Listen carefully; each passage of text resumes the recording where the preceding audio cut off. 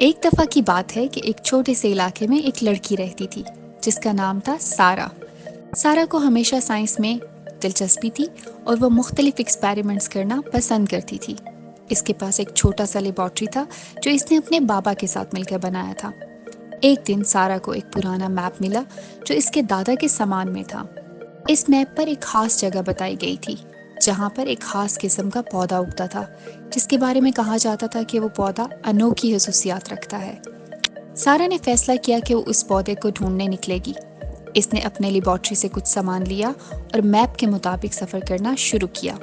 راستے میں اسے بہت سے دلچسپ مقامات دیکھنے کو ملے، لیکن وہ اپنی منزل کی طرف بڑھتی رہی۔ بالآخر سارا اس جگہ پہنچ گئی جو میپ پر بتائی گئی تھی۔ وہاں اسے ایک خوبصورت باغ ملا جہاں پر مختلف قسم کے پودے اور پھول کھلے ہوئے تھے، لیکن ان سب میں سے ایک ایسا پودا تھا جو سب سے الگ اور خاص نظر آ رہا تھا۔ یہ وہی پودا تھا جس کی سارا کو تلاش تھی۔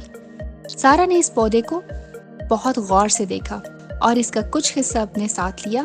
واپس آ کر اس نے اپنی لیبارٹری میں اس پودے پر ریسرچ شروع کی۔ کچھ دنوں کی محنت کے بعد سارا نے یہ معلوم کیا کہ یہ پودا مختلف بیماریوں کے علاج کے لیے استعمال ہو سکتا ہے۔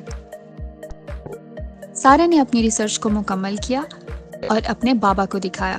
دونوں نے مل کر اس پودے سے مختلف دوائیں بنائیں جو علاقے کے لوگوں کے لیے بہت فائدہ مند ثابت ہوئیں۔ علاقے کے لوگوں نے سارا کی بہت تعریف کی اور اسے سائنسدان مان لیا۔ سارا نے سب کو بتایا کہ محنت، لگن اور علم سے کوئی بھی مشکل کام آسان بنایا جا سکتا ہے۔ تو پیارے بچوں، یہ کہانی ہمیں سکھاتی ہے کہ علم کی تلاش میں ہمیں کبھی بھی ہار نہیں ماننی چاہیے اور ہمیشہ اپنے خوابوں کو پورا کرنے کے لیے محنت کرتے رہنا چاہیے۔